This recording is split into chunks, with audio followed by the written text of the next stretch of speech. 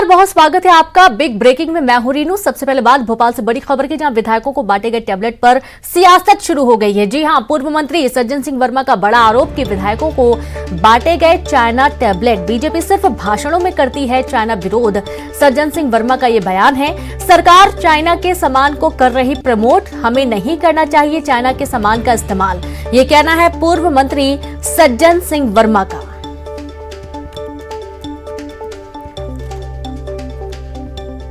तो बड़ी खबर भोपाल से है। जो देश हमारी सीमाओं पे आक्रमण करने की कोशिश करता है, अतिक्रमण करने की कोशिश करता है, जिससे हम दो दो हाथ करने के लिए तैयार बैठे हैं। आरएसएस प्रमुख मोहन भागवत और नरेंद्र मोदी साहब लंबे चौड़े भाषण देते हैं, भारतवासियों को सीख देते हैं कि चाइना का कोई सामान मत वापरो, चाइना में निर्मित किसी वस्तु का उपयोग मत करो। और आज उन्हीं की मध्य प्रदेश की भाजपा सरकार शिवराज के नेतृत्व वाली वो विधायकों को चाइना में निर्मित टेबलेट बांट रही है, जिसकी औद्योगिक नीति फेल करना चाहिए चाइना की, उसको शिवराज जैसे लोग प्रमोट कर रहे हैं। रुकवा क्यों नहीं रहे हैं इस देश में चाइना के निर्मित सामानों की बिक्री? रुकवा क्यों नहीं रहे? सिर्फ भाषण तक है क्या चाइना का विरोध? आप रुकवाइए, दमदारी से बैन लगा दीजिए चाइना के निर्मित हर सामान पे। तो सुना आपने यहाँ पर पूर्व मंत्री सज्जन सिंह वर्मा का बयान। तो वहीं टैबलेट बांटे जाने को लेकर एमपी में सियासत तेज हो गई है। कांग्रेस के आरोपों पर गृह मंत्री नरोत्तम मिश्रा ने किया पलटवार। गृह मंत्री नरोत्तम मिश्रा का बयान, उनकी समझ पर तरस आता है, वो एप्पल का टैबलेट है। नरोत्तम मिश्रा ने बयान दिया, एप्पल की कंपनियां पूरे विश्व में काम करती हैं।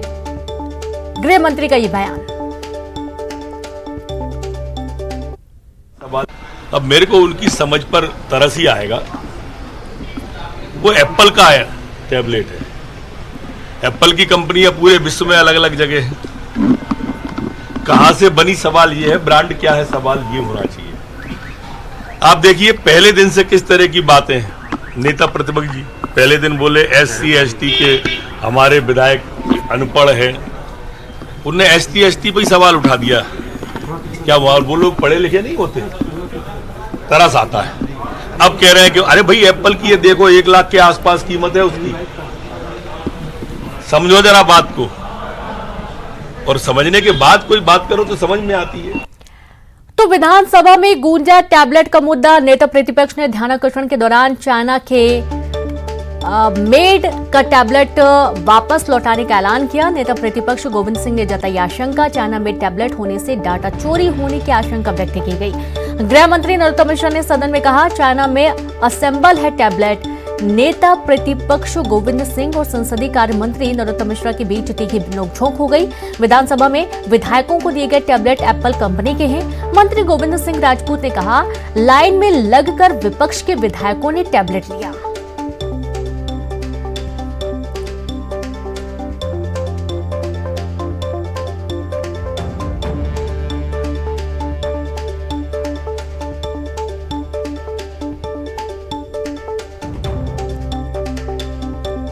और चलिए सीधे रुक करेंगे ज्यादा जानकारी के साथ। संवाददाता वासु चौरे जुड़ गए हैं। वासु, अब जो टैबलेट दिए गए सदन के अंदर, उन टैबलेट्स को लेकर अब काफी सारी सियासत हो रही है। कांग्रेस का कहना है कि चाइना में टैबलेट हैं, और दूसरी तरफ नरोत्तम मिश्रा ने साफ किया कि ये तो एप्पल कंपनी का टैबलेट है।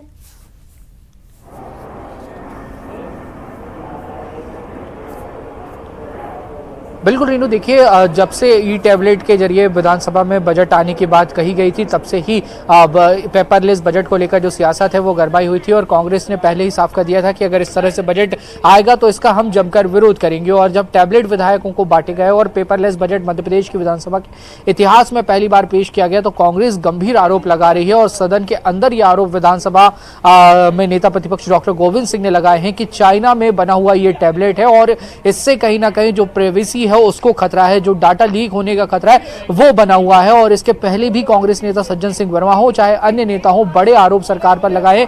एक और कांग्रेस का ये आरोप है कि एक और बीजेपी के और संघ के बड़े नेता कहते हैं कि चाइना देश को लगातार नुकसान पहुंचाने का काम करता है, लोकल फॉर वोकल की बात करते हैं, चाइना की जो औद्योगिक नीति है, चाइना का जो व्यापार है उसको ध्वस्त करने की बात करते हैं। लेकिन मध्य प्रदेश में भाजपा शासन है, भाजपा की विधानसभा में भी बहुमत है, और उसी विधानसभा में जब टैबलेट बांटे जाते हैं तो वो चाइना के बांटे जाते हैं, तो इस तरीके के दोहरे मापदंड क्यों? ये तमाम आरोप जो है वो कांग्रेस की ओर से लगाए गए। हालांकि सदन में ही नेता प्रतिपक्ष के आरोपों का जो गृह मंत्री मध्य प्रदेश के नरोत्तम मिश्रा, उन्होंने जवाब दिया है। उनका ये कहना है कि असेंबल्ड इन चाइना ये टैबलेट हैं और एप्पल कंपनी के टैबलेट हैं। एप्पल एक जाना माना ब्रांड है, कोई भी तरीके की कोई परेशानी नहीं है, दिक्कत की बात नहीं है। यानी कि बीजेपी की ओर से इस पूरे मामले पे एक और सफाई दी जा रही है, विपक्ष को जवाब दिया जा रहा है। लेकिन इस पूरे मामले पे लगातार जो सियासत है वो यहाँ पर गरमाई हुई है और नेता प्रतिपक्ष गोविंद सिंह ही वो पहले शख्स थे जिन्होंने ई बजट का, पेपरलेस बजट का विरोध किया था और अब टैबलेट का भी विरोध कर रहे हैं। और इसके साथ ही कांग्रेस ने कहीं ना कहीं जिस तरीके से टैबलेट बांटे गए उसको विधायकों के मान सम्मान से भी जोड़कर बताया है। नेता प्रतिपक्ष ने कहा कि लाइन में लगकर विपक्ष के विधायकों को टैबलेट लेने पड़े हैं और उन्होंने चाइना का टैबलेट लौटाने की भी बात कह दी है। तो ये एक बड़ी बात डॉक्टर गोविंद सिंह ने अपने बयान में, अपने वक्तव्य में कही है। तो इससे साफ तौर पर रीनू समझा जा सकता है कि इस मामले पर अभी सियासत थमने वाली नहीं है और ये जो सियासत है वो और भी ज्यादा आगे बढ़ेगी। जी बिल्कुल, बहुत शुक्रिया आपका वासु तमाम जानकारी के लिए। तो जाहिर सी बात है कि इस मामले को लेकर सियासत होनी। वासु, आप लगातार जुड़े रहे, आगे भी आपसे जानकारी लेंगे। इसी बीच एक और अहम खबर है, जहां स्कूल में शिक्षकों की नमाज पढ़ने पर मंत्री उषा ठाकुर का बयान आया। संविधान में स्कूल में नमाज पढ़ाने की इजाजत नहीं। उषा ठाकुर ने कहा हर चीज का स्थान तय होता है। परीक्षण के लिए शिक्षा मंत्री को पत्र भी लिखा गया है। शिक्षकों के खिलाफ कठोर कार्रवाई हो, ऐसा पत्र में मांग की गई है।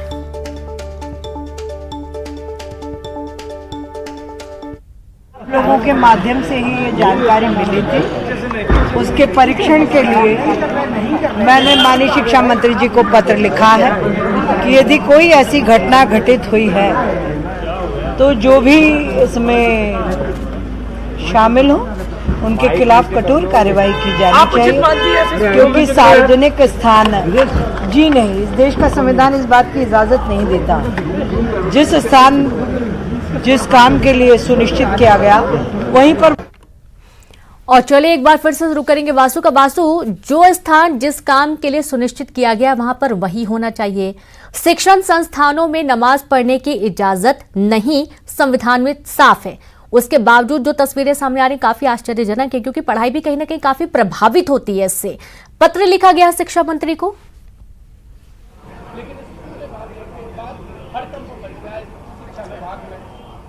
बिल्कुल रीनू, देखिए कल ये मामला निकलकर सामने आया था। भोपाल के रशीदिया स्कूल का ये मामला बताया जा रहा है, जहां पर एक शिक्षिका ने कक्षा में नमाज पढ़ी है और उसका जो वीडियो है वो सोशल मीडिया पर वायरल हुआ और जिसके बाद इस पूरे मामले को लेकर सियासत भी हुई है। मध्य प्रदेश की जो संस्कृति पर्यटन मंत्री हैं उषा ठाकुर, उन्होंने इस पूरे मामले पर संज्ञान लिया जब उन तक ये बात पहुंची और शिक्षा मंत्री इंदर सिंह परमार को उन्होंने लेटर लिखा है और लेटर में ये मांग की है कि ये जो पूरा मामला है इसकी जाँच होनी चाहिए और अगर कोई भी व्यक्ति इस पूरे मामले में दोषी पाया जाता है तो उस पर कार्रवाई हो।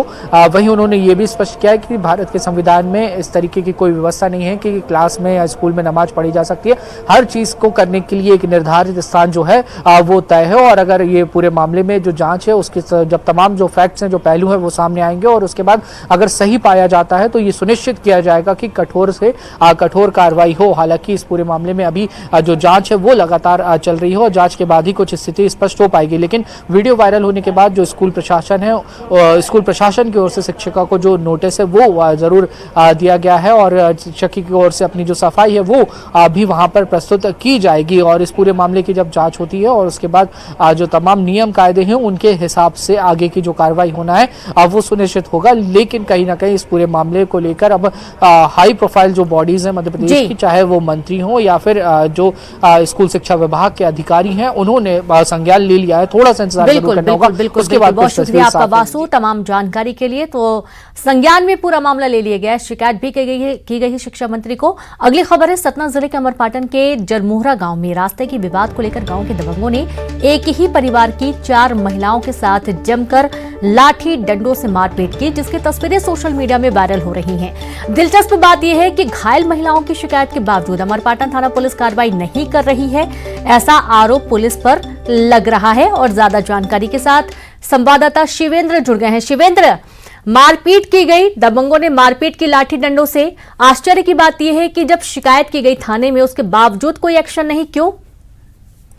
देखिए, मैं आपको बता दूं, जो पीड़ित परिवार है उनका आरोप ये है कि पंचायत ने आम रास्ता के तहत घर के सामने से सड़क का निर्माण किया था, जिसपे ये लोग कब्जा करना चाहते हैं, निकलने में पाबंदी लगाए हुए हैं। इसी बात को लेकर दो पक्षों में विवाद हुआ है, जिसमें 4 महिलाएं घायल हुई हैं।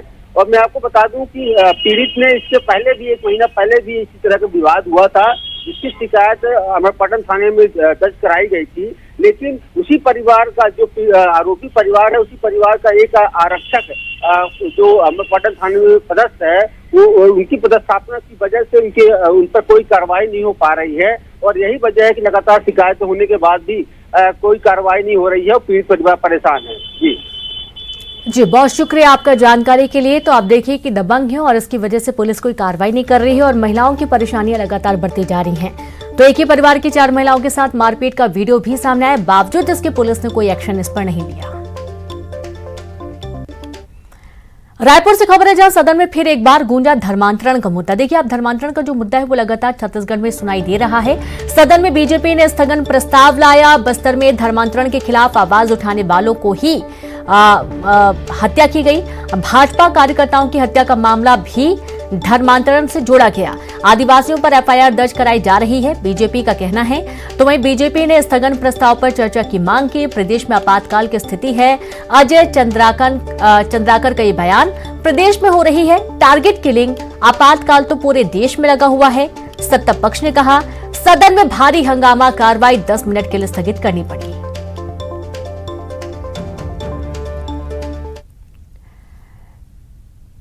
तो विधानसभा में उठा जल जीवन मिशन का मुद्दा। बीजेपी विधायक रजनीश कुमार सिंह ने उठाया मामला। बिलासपुर संभाग में किए गए काम और भुगतान का मुद्दा उठाया गया।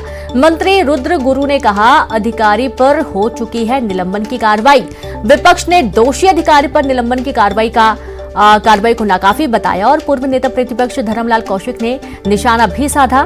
कहा भ्रष्टाचार का गढ़ बन चुका है छत्तीसगढ़। कौशिक के बयान पर सत्ता पक्ष और विपक्ष में काफी बहस हुई।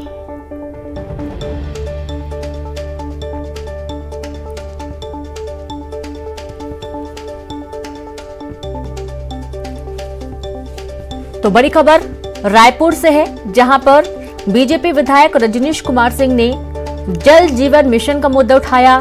दूसरी तरफ आप ये देखिए कि जिस तरीके से भाजपा नेताओं की हत्या हुई है, उससे धर्मांतरण से जोड़कर भी इस मुद्दे को काफी गहनता से उठाया गया।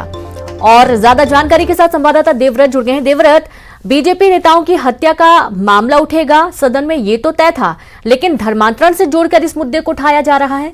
जी, एक तरफ से बीजेपी ने इस पूरी घटना को एक तरफ से अलग ही रुख दे दिया है, ये यूं कहें कि अलग ही दिशा में मोड़ दिया है। एक बीजेपी के जो नेता है, विधायक हैं, उनका ये कहना है कि ये जो पूरी घटना हुई है या बीजेपी नेताओं की हत्या हुई है, उसका कारण धर्मांतरण है, क्योंकि जो लोग धर्मांतरण से रोकने में लगे हुए थे उन्हीं की हत्या की जा रही थी। टारगेट किलिंग का आरोप भी एक तरह से लगाया जा रहा था। और क्योंकि अभी धर्मांतरण और बीजेपी नेताओं की जो हत्या हुई है, उसी मुद्दे को लेकर के बीजेपी ने स्थगन प्रस्ताव लाया शून्यकाल के दौरान। लेकिन जिस तरह की गतिविधियां उसके बाद से एक तरह से हंगामा ही बरसता हुआ यहाँ पर दिखाई दिया। विधायक शिवरतन शर्मा ने एक तरह से आरोप लगाया कि धर्मांतरण के खिलाफ जो भी आवाज उठा रहा है उनकी हत्या की जा रही है और पूरा मामला जो है वो धर्मांतरण से ही जुड़ा हुआ है, जिसमें बीजेपी नेताओं की हत्या हुई है। इसके अलावा जो अजय चंद्राकर हैं, उन्होंने प्रदेश में आपातकाल की स्थिति बताते हुए इसे टारगेट किलिंग करार दिया है। इसके बाद हंगामे के कारण सदन की कार्रवाई जो है वो स्थगित कर दी गई थी 10 मिनट के लिए। लेकिन फिर 10 मिनट बाद जब कार्रवाई शुरू हुई तो फिर इस मुद्दे को लेकर के हंगामा शुरू हो गया है। और जिस तरह से ये कहा जा रहा है कि 18 लोगों की कांग्रेस नेताओं की भी हत्या हुई है और इस पर एक तरह से कांग्रेस के जो नेता है वो बिफर पड़े और उन्होंने झीरम घाटी कांड की याद एक तरह से बीजेपी के लोगों को दिलाई है।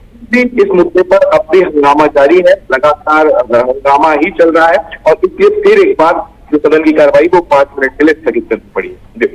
शुक्रिया आपका देवव्रत जानकारी के लिए। तो सदन की कार्रवाई को स्थगित किया गया और देखिए आश्चर्य की बात है कि बीजेपी नेताओं की हत्या को धर्मांतरण एक नया ही रूप दे दिया गया और इससे जोड़कर देखा जा रहा है। तो वहीं कई सारे मुद्दे इस दौरान विधानसभा में गूंजे हैं। कांकेर से खबर आपको दे रहे हैं, जहां कांकेर में गाड़ी पेड़ से टकरा गई और इसके चलते कार में आग लग गई। बड़ी बात यह रही कि हादसे के वक्त कार में कोई मौजूद नहीं था। गनीमत रही कि कोई जनहानि नहीं हुई। चौड़ी गांव के पास हुए हादसे से हड़कंप मच गया। मौके पर पहुंची दमकल की गाड़ियों ने आग पर काबू पाया, लेकिन तब तक कार पूरी तरीके से जलकर खाक हो चुकी थी। कार पखांजूर की बताई जा रही है। बताया जा रहा है कि रायपुर से कार सवार लोग पखांजूर जा रहे थे। कार में समीरन सिकदार, उनकी पत्नी और 4 लोग सवार थे, जिनका सुराग अभी तक नहीं मिला है। कार सवार के परिजन चरामा थाना पहुंचे हैं। तो पूरा परिवार इस कार से यात्रा कर रहा था। जानकारी है कि रायपुर से कार सवार लोग पखांजूर जा रहे थे और कार में समीरन सिकदार, उनकी पत्नी और 4 लोग सवार थे, जिनका अभी तक कोई सुराग नहीं लग पाया है। हालांकि गाड़ी में कोई मौजूद नहीं था, ये तय है, लेकिन कार सवार परिजन कहां गए, कहां इनका कोई पता नहीं चल पाया और इसके चलते एक बड़ी ये गुत्थी पुलिस के लिए बनी हुई है, जिसे सुलझाने की कोशिश में पुलिस जुटी हुई है। आप जिस परिवार की तस्वीर देख पा रहे हैं टीवी स्क्रीन पर, यही परिवार इसमें सवार था। कुल 4 लोग थे, लेकिन इनका कोई पता नहीं चल पाया है। देर रात का पूरा घटनाक्रम है। कार पेड़ से टकरा गई और अचानक से इसमें आग लग गई। संवाददाता खेम नारायण जुड़ गए। खेम नारायण, पूरा परिवार इस कार में सवार था, आग लगी, कार जलकर खाक हो गई, परिवार कहां गया? जी आपको बताऊं कि कल देर रात जो है रायपुर से पखांजूर जा रही एक आर्टिका जो कार है वो चरामा से कोरर वाले रास्ते पर जो है पेड़ से टकराने के बाद उसमें आग लगने की खबर सामने आई। और जब मौके पर पुलिस वहां पर पहुंची थी तो पुलिस को वहां पर किसी भी के सवारों जो कार सवार थे वो मौजूद नहीं पाए गए हैं और कार पूरी तरीके से जलकर खाक हो गई थी। तो पुलिस को उस समय ये कार का भी पता नहीं चल पा रहा था और उसमें मौजूद लोगों के भी मौजूदगी का पता नहीं चल पाया। लेकिन जब ये खबर चली उसके बाद जो है उनके परिजनों ने पखांजूर से आकर जो है चरामा थाने में बताया कि इस कार में जो है उनके जो परिवार के सिमरन सिकदार और उनकी पत्नी और 2 बच्चे जो है सवार थे और जो वहां उसमें मौजूद नहीं है। और अभी भी जो है पुलिस जो है पतासाजी में लगी हुई है कि कार में आग कैसे लगी और घटना के बाद जो है उस कार में सवार जो 4 लोग हैं वो कहां पर हैं। जी बिल्कुल, शुक्रिया आपका खेम नारायण जानकारी के लिए। तो फिलहाल अभी तक कोई ऐसी जानकारी नहीं लग पाई है कि कार में जो सवार थे वो कहाँ हैं। हालांकि कोई किसी भी तरीके से कोई शव बरामद नहीं किया गया है, ना ही इसमें कोई जख्मी हुआ है, ऐसी जानकारी मिल पाई है। कार पूरी तरीके से जलकर खाक हो गई।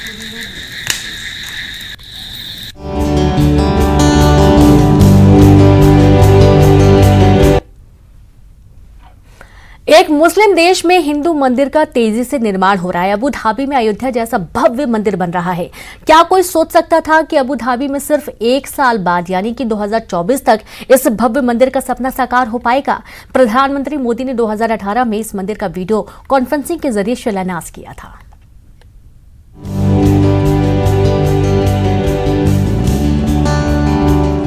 ये है अबू धाबी में मंदिर वाला चमत्कार। सबसे भव्य, सबसे विशाल मंदिर का निर्माण होते कैमरे पर देखिए। अबू धाबी में पहला हिंदू मंदिर आज हम आपको दिखा रहे हैं। अबू धाबी में BAPS मंदिर के निर्माण पर सबसे बड़ी ग्राउंड रिपोर्ट। कैसे तराशे जा रहे हैं पत्थर, कैसे बनाए जा रहे हैं शिखर। एक मुस्लिम देश में हिंदू मंदिर का तेजी से निर्माण हो रहा है। अबू धाबी में अयोध्या जैसा भव्य मंदिर बन रहा है। क्या कोई सोच सकता था कि अबू धाबी में सिर्फ 1 साल बाद यानी कि 2024 तक इस भव्य मंदिर का सपना साकार हो जाएगा? 2018 में PM मोदी ने इस मंदिर का वीडियो कॉन्फ्रेंसिंग के जरिए शिलान्यास किया था और इस दौरान News 18 managing editor Amish Devgan खुद कार्यक्रम में शामिल हुए। मानो हर पत्थर में, हर ईंट में भक्ति और श्रद्धा समाई थी। उन्होंने अपने हाथों से इस मंदिर की नींव की ईंट रखी थी।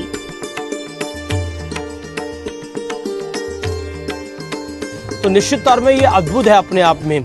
अबू धाबी जैसे इलाके में, UAE में हिंदू मंदिर की स्थापना अपने आप में एक इतिहास है।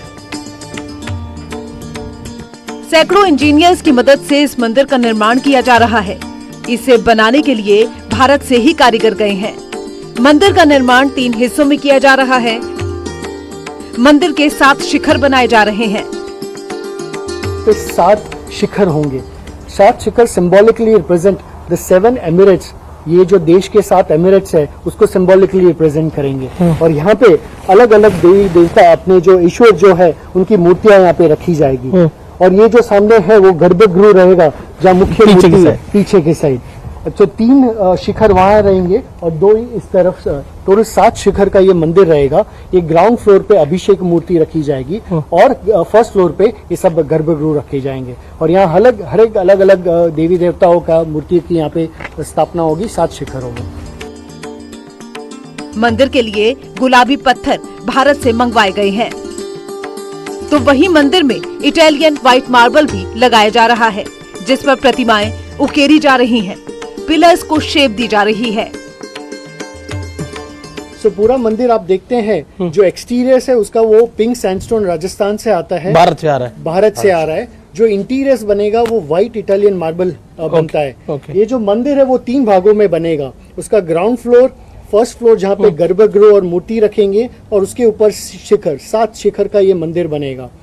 अभी ये जो ये जो है ये जो मंदिर दिख रहा है हमें, ये ग्राउंड फ्लोर है वो 14 लेयर में बनता है। और ये अपने स्थापत्य शास्त्र में हर एक लेवल का एक यूनिक नाम दिया गया हुआ है। ओके। और ये फर्स्ट लेयर के बाद second layer, so it is just like jigsaw puzzle कैसे होता है वैसे एक स्टोन के ऊपर दूसरा स्टोन रखा जाता है। ओके। और 2000 आर्टिशियंस इंडिया में काम कर रहे हैं और करीबन 100 से ज्यादा आर्टिशियंस यहाँ रह के ये मंदिर की रचना यहाँ पे हो रही है। 2 क्रेन दिख रही है, उसके बाजू में वो नंबरिंग के साथ वो पत्थर रखे जाते हैं। ओके। और जब वो आर्टिशियन को पत्थर लगाना होता है वो नंबर देख के पता चलता है कि ये पत्थर यहाँ फिट होने वाला है। वो आर्टिशियन फिर वो पत्थर को यहाँ लाता है और फिर उसको यहाँ पे रखता है। और ये जो खाली जगह अभी दिख रही है वहाँ पे सब मूर्ति आएगी। 1000 से ज्यादा मूर्तियाँ अपने साधु, अपने आचार्य, सबकी यहाँ मूर्ति यहाँ पे रखी जाएगी। तो ये जमीन कब तक मंदिर को अलॉट हुई है? मंदिर को जो है तो royal decree is in Arabic में है, बट व्हाट इट मींस के इट्स ए परपेचुअल। जब तक सूरज उगता रहेगा तो ये जमीन हिंदू मंदिर के लिए होगी।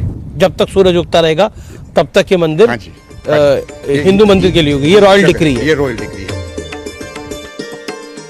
अगले साल यानी कि 2024 तक ये मंदिर बनकर तैयार हो जाएगा। इस मंदिर का निर्माण इस तरह से किया जा रहा है कि अगले 1000 साल तक मंदिर मजबूती से खड़ा रहेगा। इस मंदिर की कल्पना कैसे की गई, इसकी कहानी भी बेहद दिलचस्प है।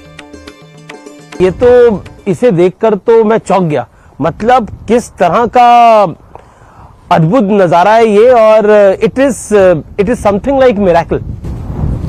देखो जो लोग इधर आते हैं जी, वो कोई भक्ति से आते हैं, कोई इंतजारी से आते हैं जी, मगर सबके दिल में एक भावना होती है कि एक चमत्कार जैसा है जी, और एक चमत्कार संवादिता का है।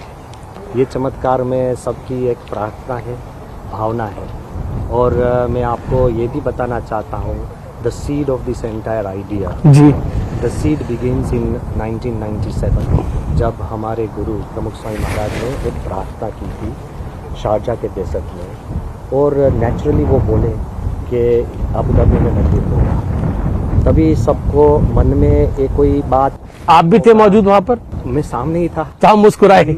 मैं सामने ही था और सब हम मुस्कुराते थे। मंदिर के सदस्य बताते हैं कि इसे बनाने के लिए 2014 से पहले भी भारत सरकार से मदद मांगी गई थी, लेकिन किसी ने कोशिश नहीं की।